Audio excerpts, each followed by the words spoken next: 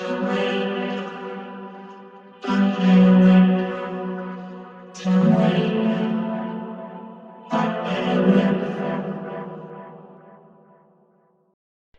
and welcome back to the channel. If you've just stumbled across this episode, my name is Aaron and I like to build stuff out of plastic junk on a regular basis.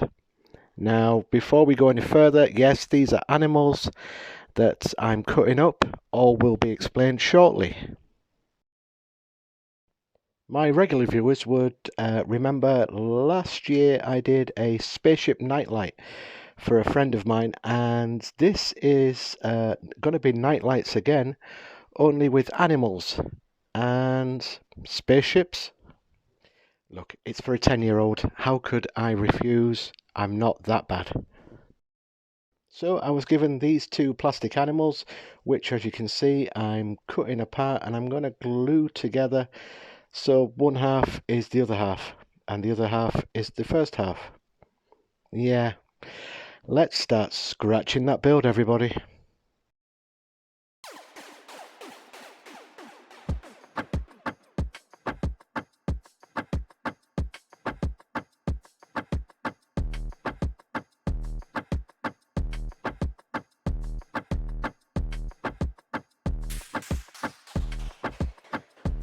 So I'm going to start by just cutting off some legs and adding the legs onto the other bit. As you can see, I've stuck the first half of the, I don't know, is it a ram, to the hippo, and I'll be doing that with the leg as well, just to give it some variation, and then glue it all back together, and no one will know once it's painted because.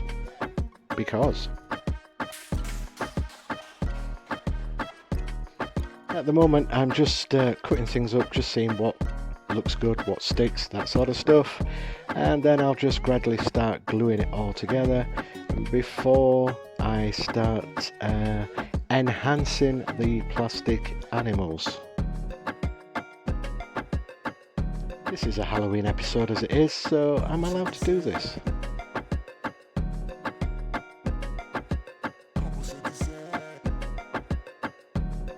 This is a new game I've invented. Pin the ram's tail on the hippo's backside. Who knows? Okay, so down to business. I've got some EVA foam. Love this stuff. Use it quite a lot. It's easy to glue and shape into different corners.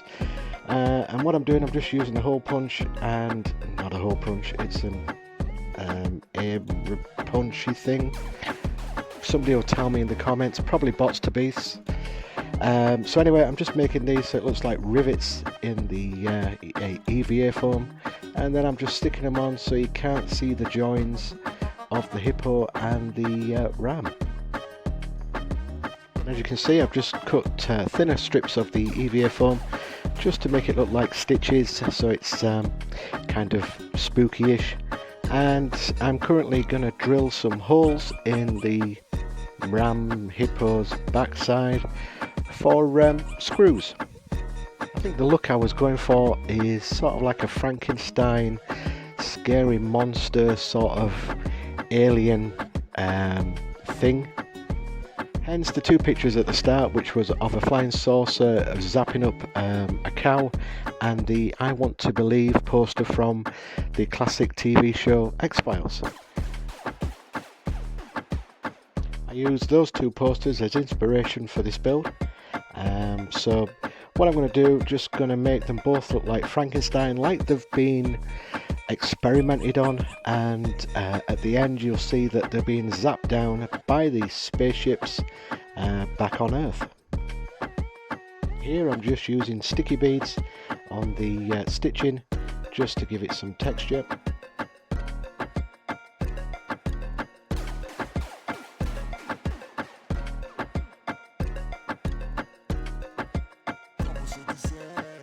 And then it's just a case of whatever comes to mind, do it on these two animals. So what I'm going to do is just using thin copper wire, I'm just going to wrap it around one horn, so once the paint's on and the highlights are done, it gives it some sort of different texture.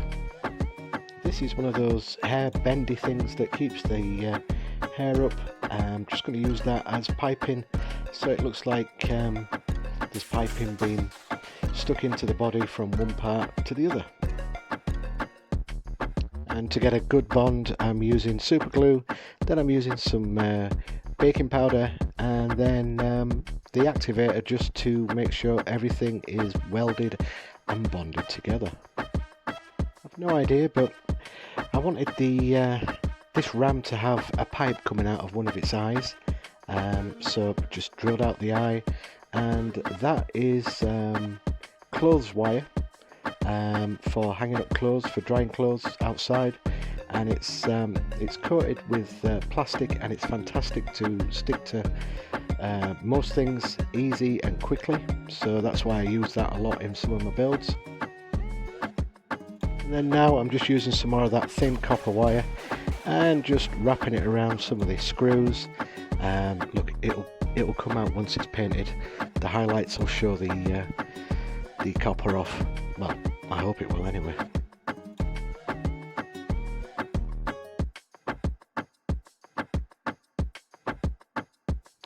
And once that's done, just going to use some more sticky beads that aren't sticky anymore, so I'm going to use some super glue to stick them onto the screw heads, just so they don't look like screws and they look like some sort of, well, I don't know, something other than screws, I guess.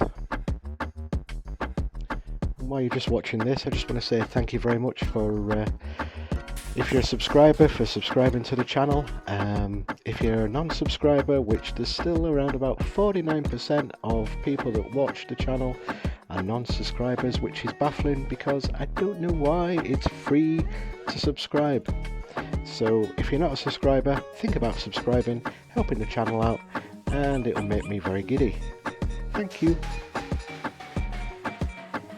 This bit that I've just stuck onto the hippo's back is from an old satellite receiver. I just we had a couple spare, so I just opened them up and gutted them with to take out all the diodes and everything like that. Now, no build will be complete without including some beads somewhere, and I thought I'd use some of these beads for the rhino's back. I call it a hippopotamus earlier, and it's a rhino. Yeah, there we go. Anyway, I'm going to use some more washing line, just to look like pipes coming out of the beads and into the body. I'm doing this because I couldn't think of anything to cover up the holes in the beads, and then the piping was the ideal size that fitted inside the hole of the beads, and I think it made it look different once I'd done it.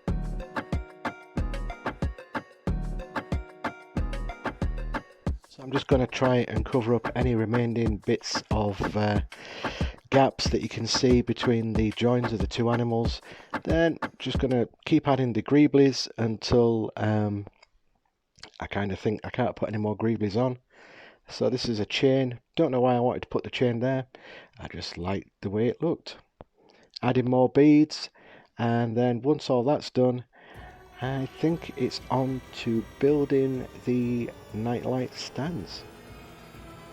So I bought these two bases. They've got some sort of inspirational quotes on them. Don't ask me what they are.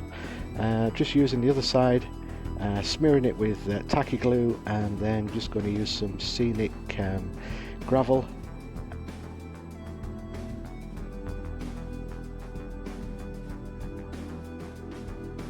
Now my animals are all primed and dry. I'm just thinking about what I'm going to use to paint them. So I'm going to use a dry brush of I think it's brass, steampunk, copper or something. And once I'd painted both the animals, I kind of thought they still looked dull and they needed some extra colour onto them. So then I start tinkering with different colours for each animal.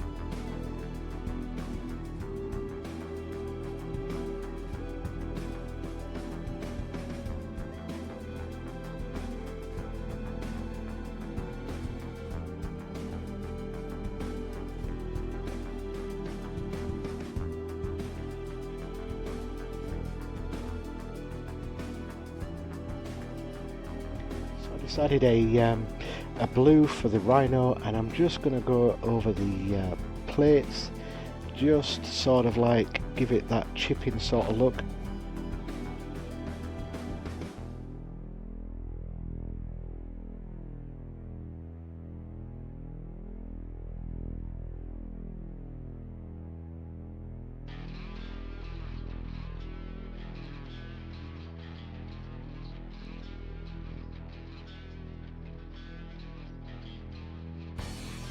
As you can tell, I'm not going full force with the blue. It's just certain areas just to give it some sort of definition.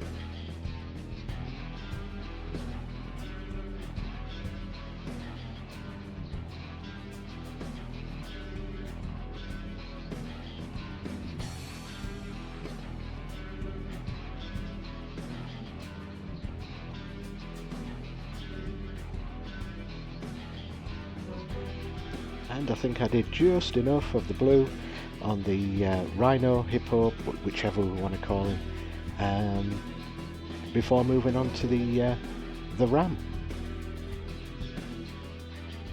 So for the ram I chose a green colour, and again I'm just dabbing it on just to give it some sort of wear and tear or look on the places where I've painted green. And I can hear you all screaming, hang on, where's the spaceships? They're coming next with the glamour shots. So all it's left for me to say is thanks very much for watching. Please like, share, subscribe, and until next time, keep scratching that build, everybody.